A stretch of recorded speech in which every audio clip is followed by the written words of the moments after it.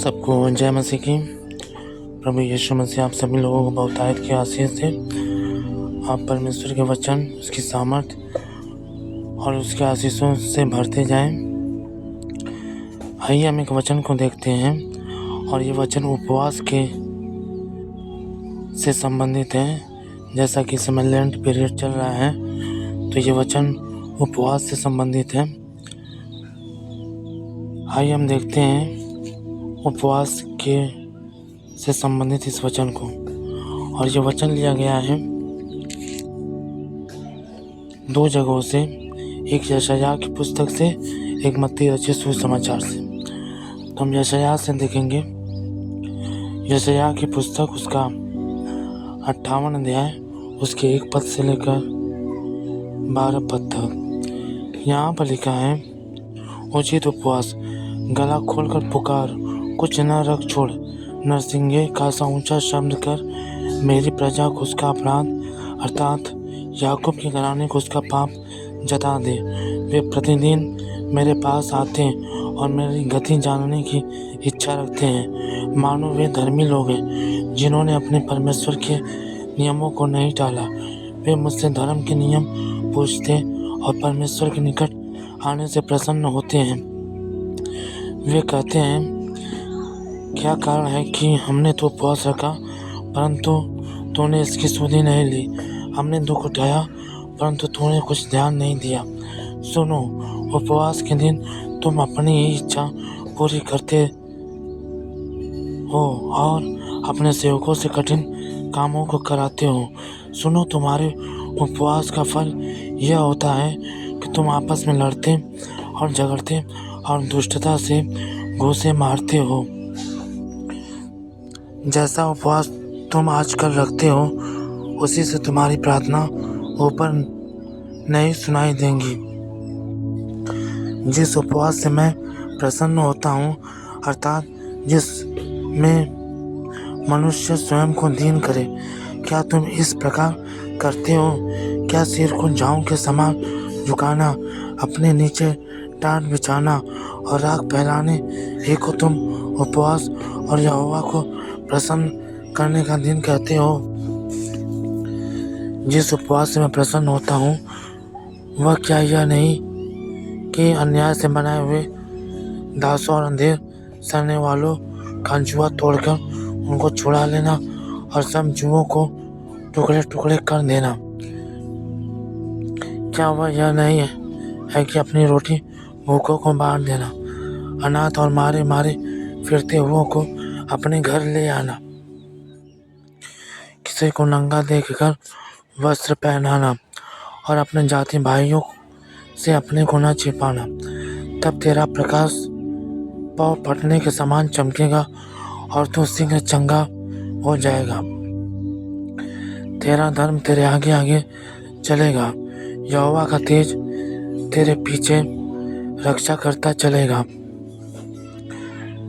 तब तू पुकारेगा और यहोवा उत्तर देगा, तू दुआई देगा और वह कहेगा, मैं यहाँ हूँ। यदि तू अंधेर करना और उंगली उठाना और दुष्ट बातें बोलना छोड़ दे, उदारता से भूखों की सहायता करे और दीन दुखियों को संतुष्ट करे, तब अंधियारे में तेरा प्रकाश चमकेगा और तेरा घोर अंधकार दोपहर का सा उजाला हो जाएगा।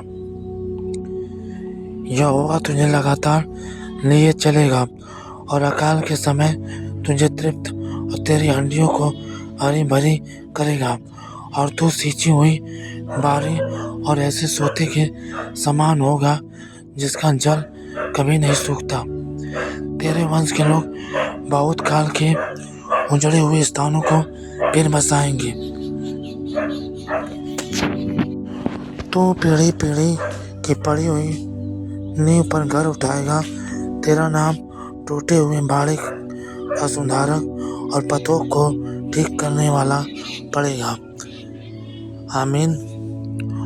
वचन के दूसरे भाग को हम देखेंगे जो कि मत्ती रचित सुसमाचार से लिया गया है और यह 6वें अध्याय, मत्ती रचित सुसमाचार 6वां अध्याय उसके 16 पद से लेकर 18 पद तक। जब तुम उपवास करो तो कपटियों के समान तुम्हारे मुंह पर उदासी न छाई रहे, क्योंकि वे अपना मुंह बनाए रहते हैं ताकि लोग उन्हें उपवासी जाने। मैं तुमसे सच सच कहता हूँ कि वे अपना प्रतिफल पा चुके। परंतु जब तू उपवास करे तो अपने सिर पर तेल मल और मुंह धो, ताकि लोग नहीं परंतु तेरा पिता जो गुप्त में है तुझे उपवासी जाने। इस दशा में तेरा पिता जो गुप्त में देखता है तुझे प्रतिफल देगा। आमीन।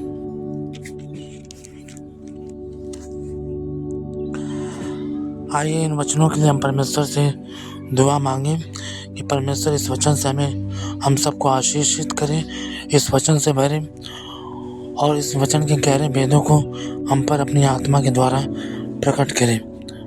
आइए हम प्रार्थना करें और इस लेंट पीरियड के लिए प्रार्थना करें कि जो लोग भी उपवास करते हैं परमेश्वर उन्हें अपनी सामर्थ्य से भरे और उनकी आवश्यकताओं की पूर्ति करे, उन्हें पाप से निकाले और छुड़ाए और उन्हें पवित्रताई में अगुवाई करे। आमीन। आइए हम प्रार्थना करें।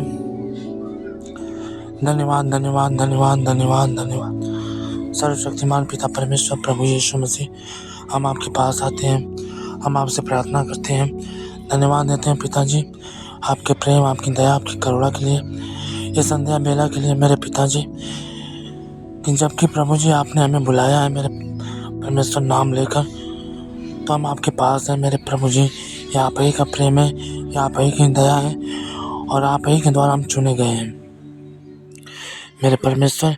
जितने भी भाई और बहन इस वीडियो को देख रहे हैं, इस वीडियो को सुन रहे हैं मेरे पिता परमेश्वर, उन पर आप अपनी आत्मा के द्वारा प्रभु जी अपने वचन के गहरे भेदों को प्रकट कीजिए, ताकि उनका जीवन पवित्रताई में चलने पाए।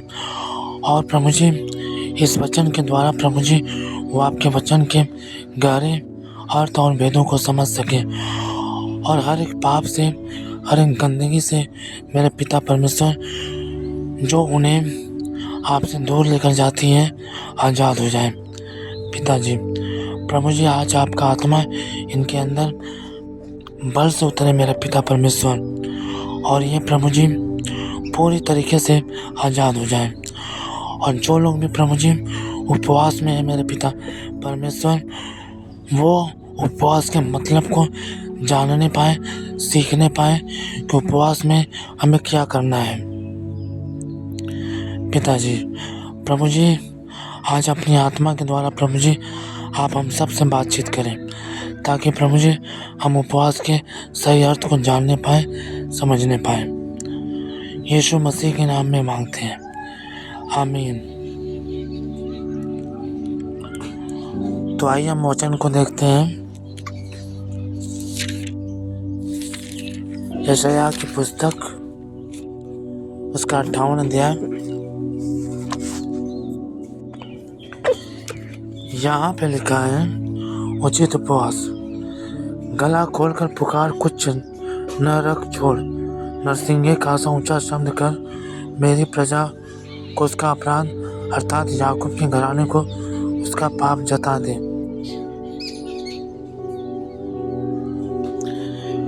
उपवास के संबंधित परमेश्वर का वचन कहता है कि गला खोलकर पुकार।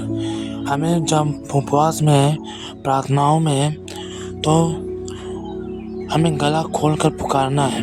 उपवास का मतलब ये है कि हम अधिक से अधिक प्रार्थनाओं में रहें और परमेश्वर को पुकारें, और हमें गला खोलकर अपने हृदयों को खोलकर परमेश्वर को पुकारना है।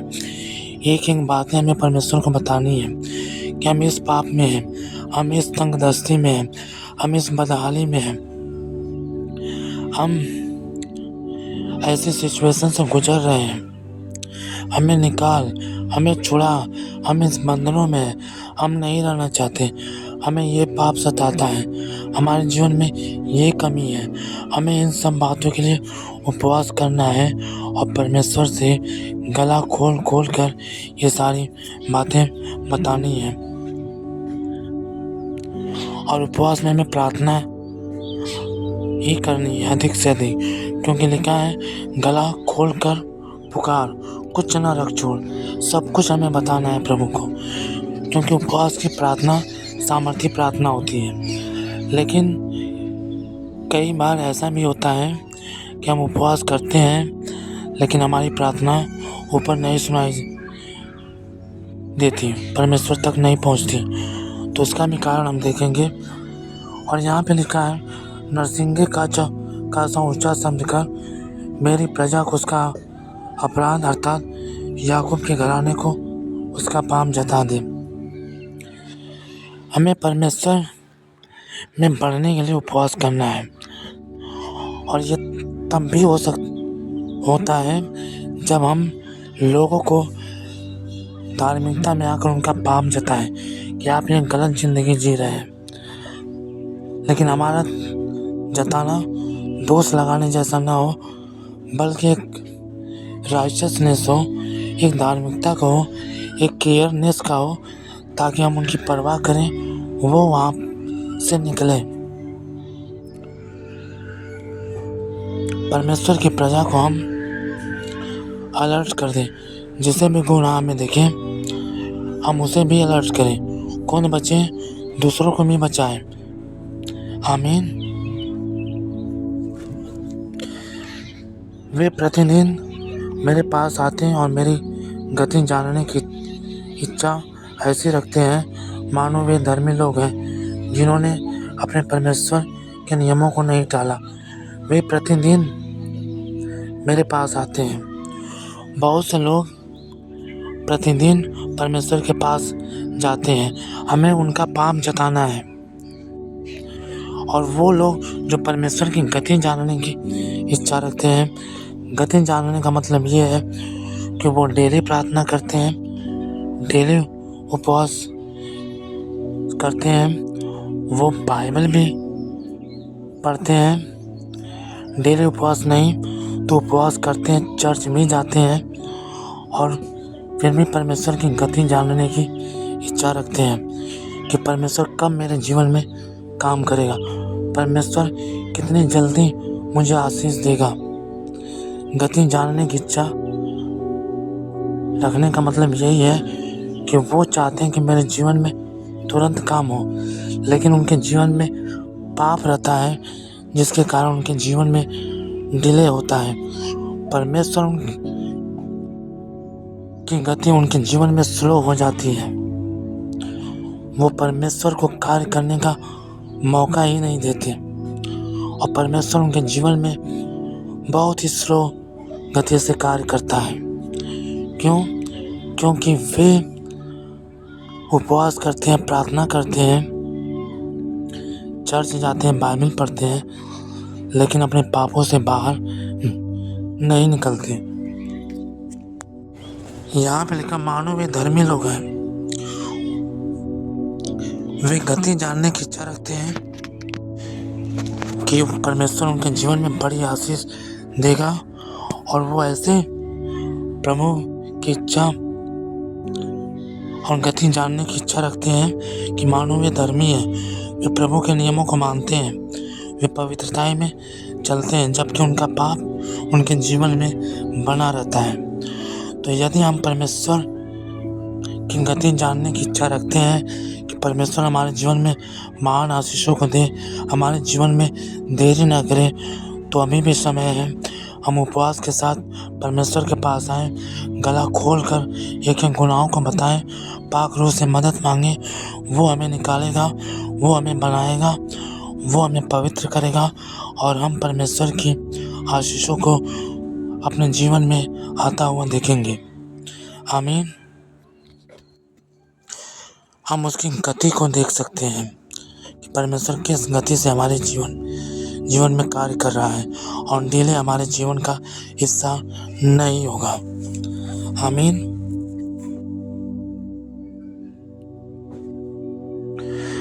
जिन्होंने अपने परमेश्वर के नियमों को नहीं टाला, वे मुझसे धर्म के नियम पूछते और परमेश्वर के निकट आने से प्रसन्न होते हैं।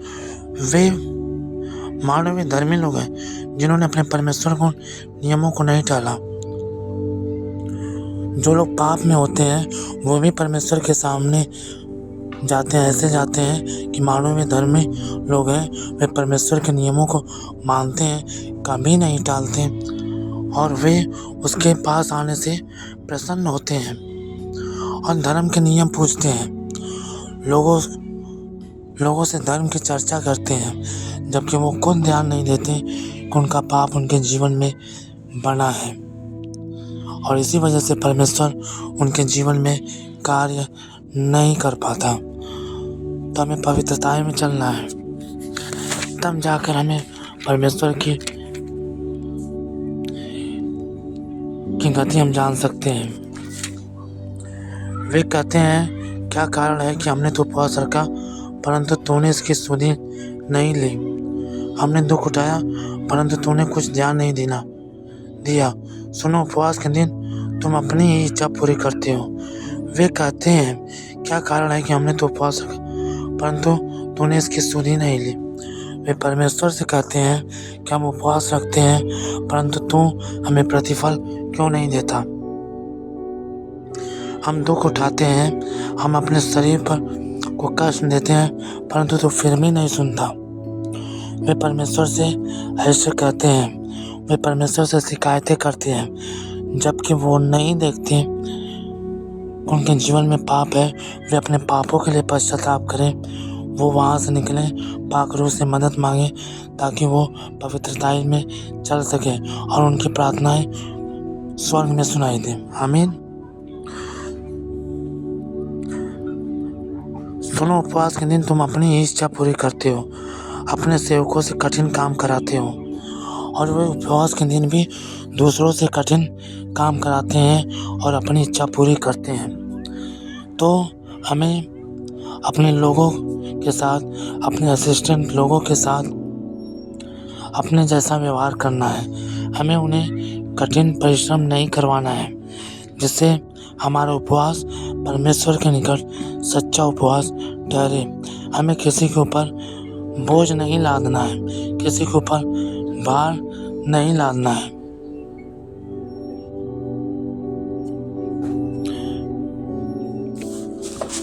चाहे वो हमारे घर ही के लोग क्यों ना हों, जो हमसे बड़े या छोटे हैं, हमें उन पर भार नहीं लादना है। हम जो भी करें धार्मिकता से करें। इन सभी कामों को परमेश्वर के पवित्रता में चलते हुए करें। और यहाँ पे लिखा है, सुनो, तुम्हारे उपवास का फल यह होता है कि तुम आपस में लड़ते और झगड़ते और दुष्टता से घुसे मारते हो। बहुत से लोग उपवासों में भी लड़ते झगड़ते हैं और एक दूसरे को मारते हैं।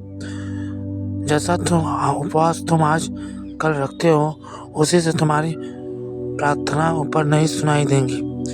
जिस उपवास से मैं प्रसन्न होता हूँ, अर्थात जिसमें मनुष्य स्वयं को दीन करे, क्या तुम इस प्रकार करते हो? हमें उपवास के दिन अपने आप को दीन करना है, नम्र बनाना है। दीन का मतलब हम दूसरों के सामने अपने आप को दीन करें, उनकी इच्छाओं को तुरंत जानें, हम उनके कार्यों को करने में तत्पर रहें, हम पवित्रता में चलें, हम किसी के ऊपर भार या बोझ न डालें।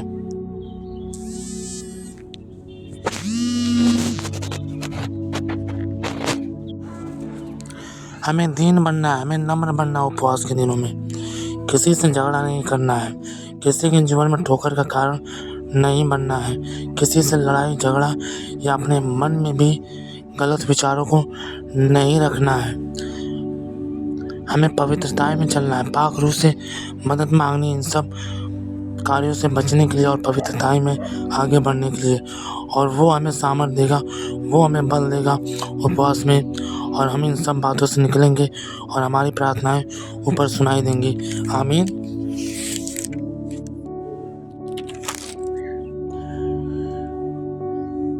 क्या तुम इस प्रकार करते हो? क्या सिर को झाऊ के समान झुकाना, अपने नीचे टाट बिछाना, राख फैलाने ही को तुम उपवास और यहोवा को प्रसन्न करने का दिन कहते हो। हमें अपने सिर को जाऊं के समान झुकाना है। जाऊं के समान हम खुद सेवक बन जाए उस दिन लोगों के,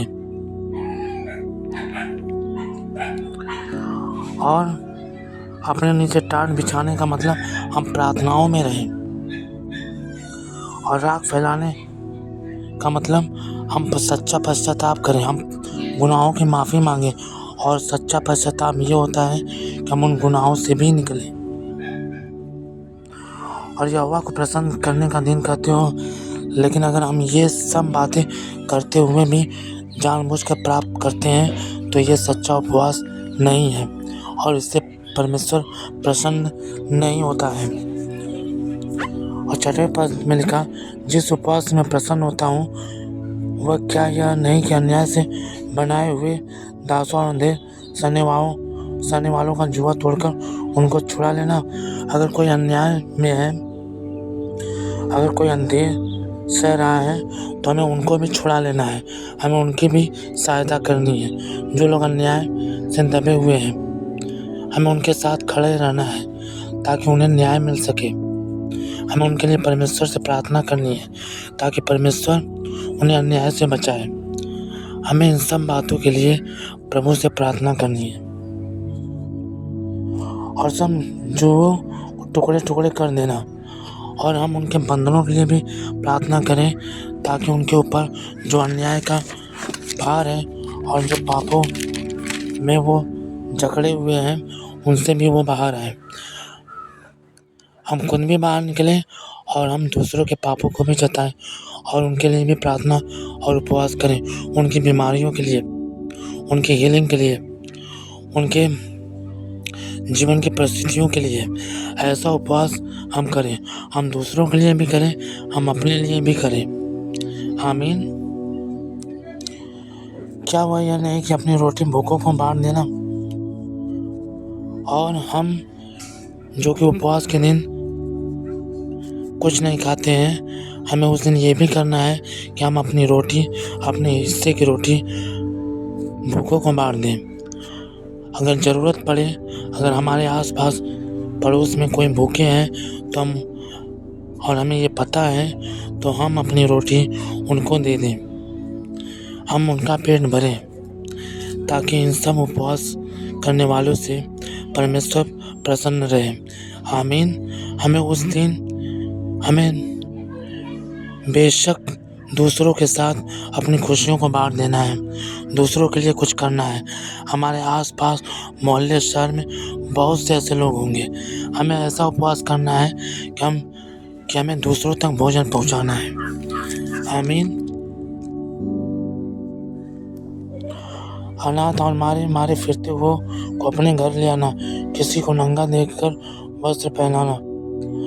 अनाथ जिनका इस दुनिया में कोई नहीं है, हम उन्हें अपने घर लेकर आए, उन्हें हम खाना खिलाएं। और अगर कोई नंगा है तो हम उन्हें वस्त्र पहनाएं। आमीन। क्योंकि नए नियम में प्रभु ने कहा कि हे मेरे पिता के धन्य लोगों, उस राज्य के वारिस हो जाओ। न्याय के दिन प्रभु ने दाहिनी ओर जो लोग राइचस थे उनसे कहा, हे मेरे पिता के धन्य लोगों, उस राज्य के वारिस हो जाओ जो सदा काल से ही तुम्हारे लिए तैयार किया गया। क्योंकि मैं भूखा था, तुमने मुझे खाना दिया, मैं नंगा था, तुमने मुझे कपड़ा दिया, मैं बीमार था, तुम मेरे सुधि लेने आए। उपवास में हमें ये सारे कार्य करने हैं। आमीन। और हमेशा करने हैं। और अपने जाति भाइयों से अपने को न छिपाना। हमें भूखों नंगों के साथ ये तो करना ही है, लेकिन हमारे जो जाति भाई हैं, जो मसीह समाज है, उनसे भी हमें अपने आप को नहीं छिपाना है। हम उनके लिए भी करें, हम उनके लिए भी दुआ करें, हम उनके लिए भी प्रबंधक बने, हम उनकी भी सहायता करें। उनसे नहीं छिपाने का मतलब ये है कि हम उनके लिए भी इस पवित्र दिन पर, इस मुबारक दिन पर हम सहायता करें। आमीन। जबकि हम परमेश्वर के साथ जुड़े हुए हैं। हम उनके साथ संगति में रहें, हम उनके साथ उपवास में रहें, उनके साथ प्रार्थनाओं में रहें और परमेश्वर को महिमा दें। आमीन। तब तेरा प्रकाश पाँव फटने के समान चमकेगा और तू शीघ्र चंगा हो जाएगा। जब हम उनके साथ संगति करेंगे, प्रार्थनाओं में रहेंगे, उपवास में रहेंगे, तब हमारा प्रकाश पाँव फटने के समान चमकेगा। परमेश्वर का प्रकाश हमारे जीवन में चमकेगा और हम शीघ्र चंगे हो जाएंगे और हमारा धर्म हमारे आगे आगे चलेगा और यहोवा का पेज हमारे पीछे भी हमारी रक्षा करता चलेगा। आमीन। जब हम ऐसा उपवास करेंगे और परमेश्वर की संगति में बने रहेंगे तो परमेश्वर हमें ये आशीष देगा। और 9वें पद में लिखा, तब तू पुकारेगा और यहोवा उत्तर देगा, तू दुआई देगा और वह कहेगा मैं यहाँ हूँ। यदि तू अंधेर करना और उंगली उठाना और दुष्ट बातें बोलना छोड़ दे, उदारता से भूखों की सहायता करे और दीन दुखियों को संतुष्ट करे, तब अंधियारे में तेरा प्रकाश चमकेगा। यदि हम ये सारे कार्य करेंगे तो हम कितने भी अंधियारे में रहेंगे, हम कितने भी पाप में रहेंगे, प्रकाश चमकने का मतलब ये है कि पाखरू हमारी सहायता करेगा और हम पापमय जीवन से बाहर आएंगे और हमारा जीवन अंधियारे से प्रकाश की ओर जाएगा। आमीन। तेरा घोर अंधकार दोपहर का सा उजियाला हो जाएगा। तेरा घोर अंधकार दोपहर का सा उजियाला हो जाएगा। यहोवा तुझे लगातार लिए चलेगा। तेरा घोर अंधकार, हमारे जीवन में कितना भी बड़ा पाप हो, वो सब दोपहर के से उजियाले के समान हमारे जीवन से हट जाएगा, क्योंकि जब परमेश्वर का प्रकाश आएगा तो वो तो अंधकार तो चला ही जाएगा। आमीन। परमेश्वर इस उपवास के दिनों में जब हम इस तरह से परमेश्वर से प्रार्थना करेंगे तो पवित्रताई में हमें आगे बढ़ाएगा। आमीन। बहुत ही सुंदर वचन है ये प्रभु का, जबकि हमें उपवास में इस तरह से उपवास करना चाहिए। यहोवा तुझे लगातार लिए चलेगा और अकाल के समय तुझे तृप्त और तेरी हड्डियों को हरी भरी करेगा। यहोवा तुझे लगातार लिए चलेगा। परमेश्वर हमारे साथ लगातार चलेगा और अकाल के समय हमें किसी वस्तुओं की घटी नहीं रहेगी। तेरी हड्डियों को हरी भरी करेगा। हम स्वस्थ और हष्ट पुष्ट रहेंगे। आमीन। और तू सींची हुई बारीक और ऐसे सोते के समान होगा जिसका जल कभी नहीं सूखता। हमारे जीवन में पवित्र आत्मा की परिपूर्णता होगी और हम पवित्र आत्मा से परिपूर्ण होंगे और हम पवित्रता में चलेंगे। यहाँ पे ऐसे लिखा, और तू सींची हुई बारी और ऐसे सोते के समान होगा जिसका जल कभी नहीं सूखता। जल पवित्र आत्मा को दर्शाता है कि हमारे जीवन में जीवन के जल की धाराएं बह निकलेंगी। हम इतने पाक रूह से भरे हुए होंगे। आमीन। तेरे वंश के लोग बहुत काल के उजड़े हुए स्थानों को फिर बसाएंगे और हमारे वंश के लोग भी इसी प्रकार आशीष पाएंगे। वे भी पाक रूह से भरे रहेंगे और परमेश्वर की आशीष उनके जीवन में ऐसी होगी कि वे उजड़े हुए स्थानों को फिर से बसाएंगे। उनके जीवन में परमेश्वर की अपरंपार आशीष होंगी कि वे उजड़े हुए स्थानों पर घर बनाएंगे और परमेश्वर की आशीष उनके जीवनों पर बढ़ती ही जाएगी। आमीन। तो हमें उपवास करना बहुत ज़रूरी है और हमें इस तरह से उपवास करना है जिस तरह से परमेश्वर ने हमसे बात किया।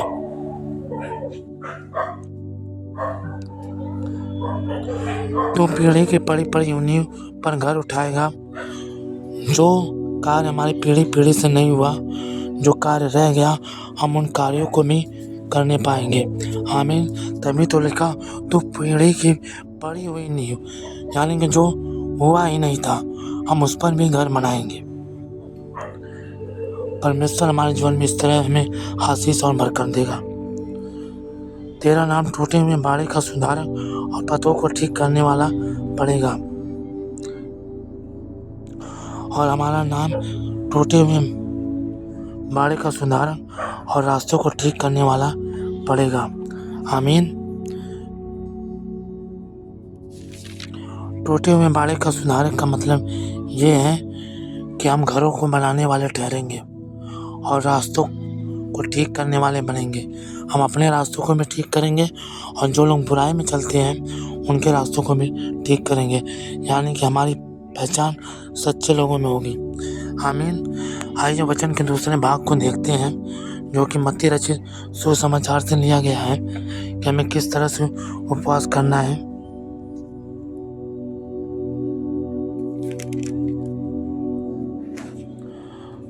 और ये वचन है